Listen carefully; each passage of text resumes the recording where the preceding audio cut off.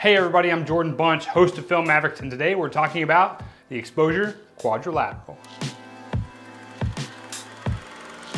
You've all heard of the exposure triangle, but for filmmakers, we have the exposure quadrilateral. So if you have watched any videos trying to learn about exposure, you've probably heard about it from a photography perspective. You've got aperture, you've got ISO, and you've got shutter speed. Well, for filmmakers, we have a little bit more.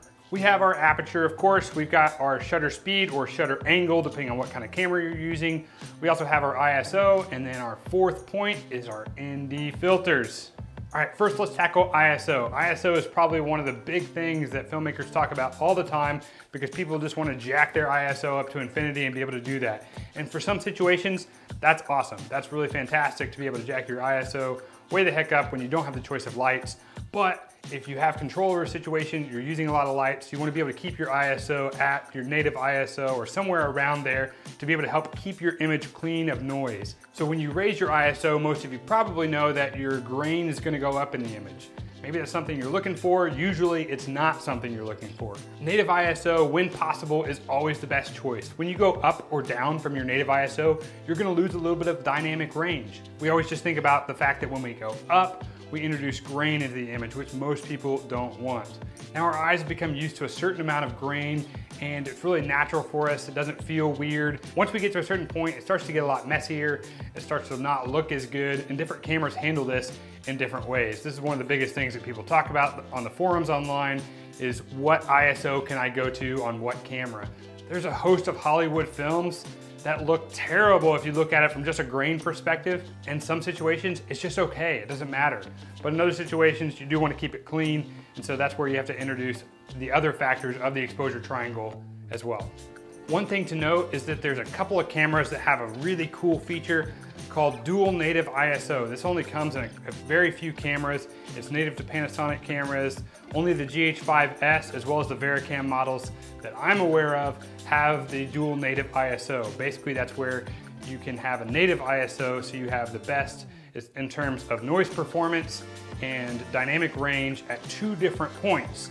So with the GH5S, you've got it at 400 and 2500, which is fantastic because it gives you so much more flexibility when it comes to noise performance.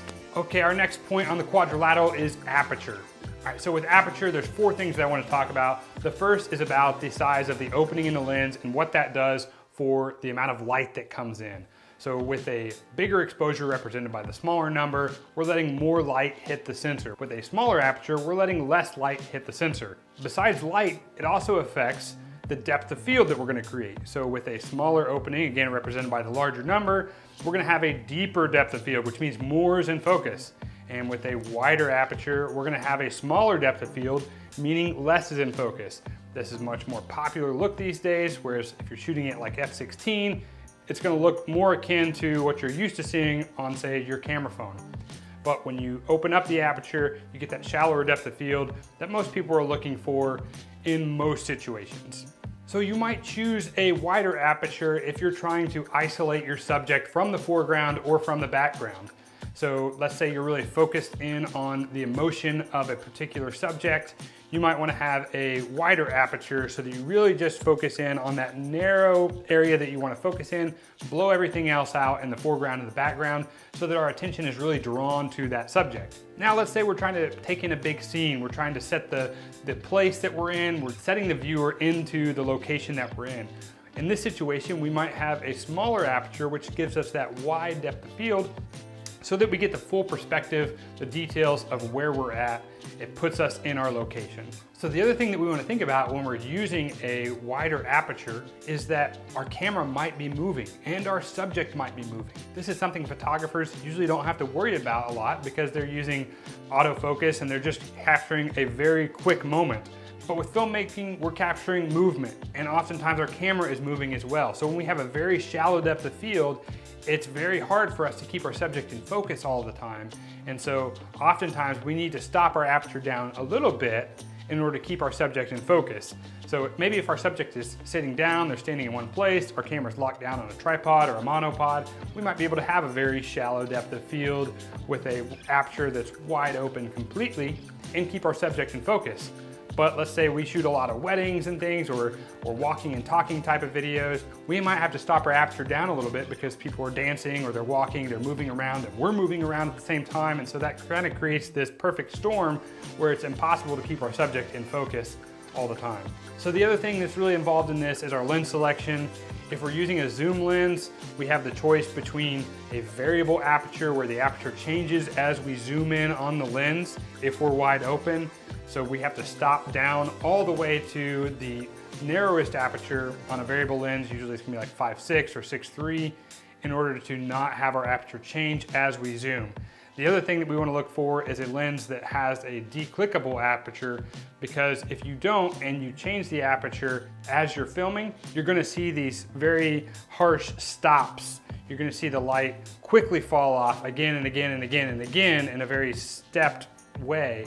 Whereas if we have a declicked aperture, we're able to have a very smooth transition from one exposure to the next because it's a fluid change rather than a stepped change. So the next point on our quadrilateral is shutter speed or shutter angle. Again, this depends on what camera you're using. If you're using a cinema camera, it's going to be called shutter angle. If you're using a mirrorless or a DSLR, it's going to be called shutter speed. Unless you're using the GH5, then you have the option of changing that to shutter speed or shutter angle, depends on your preference. I'm going to assume that most people that are watching this beginner's guide are going to be using a mirrorless or a DSLR camera, so we're going to talk about shutter speed. There's a rule in filmmaking that we break often intentionally for very good reasons, but the general rule is that it's great if you can be at twice your frame rate. So as an example, if we're shooting at 24p, it means that we want to shoot at 1/48th of a second shutter speed. Now most cameras are not capable of this, so we get as close as we can and we shoot at 1/50th of a second. Some cameras, like the Lumix platform, allow us the flexibility to change our shutter speed to exactly where we want it, so we could put it to 1/48th, but most of your cameras don't, and 1/50th is really fine. When we start getting below that 180 rule and getting down to, like, let's say we shot 24p at 1/30th of a second, it's gonna start to look really weird. It's not something you wanna do to go below that. Now, when we go above that, for most situations, honestly, it's gonna look fine. And I know this is what your filmmaking professor would probably shudder at and say, no, we never do that, we do other things. We'll talk about what we can do to compensate for that. But in most situations, especially if you're doing run and gun, it's fine to crank the shutter speed. You're really not gonna notice until you start to get really fast moving action, things like fountains, things like leaves, and all those sort of things. But for the most part, the untrained eye is never gonna notice the difference when we crank our shutter up. And so in most situations, it's fine to do that, except in those few situations where I talked about. So a lot of times we're using slow motion. Most of your cameras are gonna have an option for 60p that we can slow down in post. That's great. What we want to do again is double our shutter speed, so we want to be at 120. Most cameras, it's actually going to be 1/25th of a second. That's fine. That's kind of where we want to be, or again, we can go above that. So when we get below that, things start to look a lot more choppy. It's not as fluid. It's not that buttery smooth slow motion that we really like. Things just start to look very choppy and funny. It's not a great look. So as your frame rate goes up to 60p, to 120p, to 240p, you notice less and less when you crank your shutter up more and more and more. Okay, so the fourth point of our quadrilateral is ND filters. Again, this is something photographers rarely use.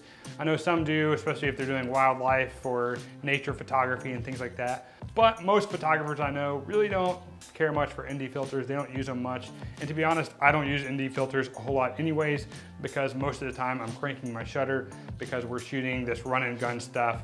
We're moving fast pace for most of our work. And so it just doesn't make sense for us in a lot of situations to use these ND filters. However, ND filters can be a great tool in the right situation. What ND filters allow us to do as filmmakers is to really stick to that 180 rule. So if you're a stickler and you didn't like what I said before about not sticking to the 180 rule and cranking our shutter up, you want to stick to that. That's where ND filters are really helpful, because what it allows you to do is still have that shallow depth of field by opening up your aperture nice and wide so you get that thin depth of field. At the same time, it cuts the amount of light coming in, because it's like sunglasses for your lens. So it cuts that amount of light down, and with a variable ND filter, you can fluidly change it just by twisting the filter to allow more or less light to come in, depending on the situation that you're in. Here's a scenario. We're doing a walk and talk video. We've got our exposure nailed, but we realize that because we're doing the walk and talk video, our depth of field is too shallow. So we need to stop our aperture down, but what's gonna happen is we're gonna get the effect we're looking for where we get a deeper depth of field to keep our subject in focus, but we let less light in. So now our image is underexposed. So to compensate for that, what we're gonna have to do is move our ISO from 400 up to 800 to be able to compensate for that. So one of the problems I see with most filmmakers, especially most beginning filmmakers, is that they're constantly blowing their highlights out. This is the biggest problem with exposure. So what I want you to do is think about exposing for your highlights. It's all about protecting your highlights. You don't want anything in the image to be blown out. Typically the biggest problem with this is the sky. We're blowing out the sky, we're blowing out the clouds, and we're shooting indoors and blowing out the window. So what we have to do to compensate for these things is to expose for the highlights and then bring in more light if we need to. We have to bring in more light on the subject. Maybe we reposition them in the room if we don't have lights to our advantage. Maybe we think about recomposing the image in order to not have those areas that would be blown out in the image at all. But it's very important that we expose for our highlights because especially in filmmaking, we have much less flexibility than photographers have. Photographers have way more flexibility because they're shooting in RAW. And so this gives them the ability to save their highlights in post. Whereas with filmmakers, we don't have near as much flexibility with most of the cameras that we're using. And so we really have to protect our highlights.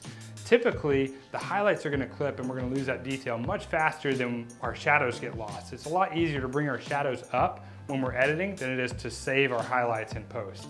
So we always want to protect our highlights and then lift our shadows in post if we need to. As you're a beginning filmmaker, this is one of the more complicated things to really learn and to master. But that's gonna come with practice and watching this video again and again. So watch this video as many times as you need to, but quit just watching it, get out there, shoot, practice. You're really gonna learn by doing this hands-on.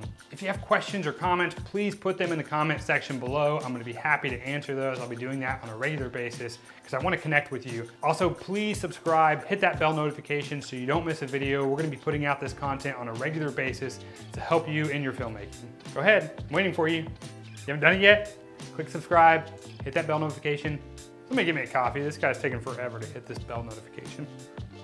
You got questions too, right? Put them down. I know you got it. You didn't understand all that. Put them down there. I'll answer.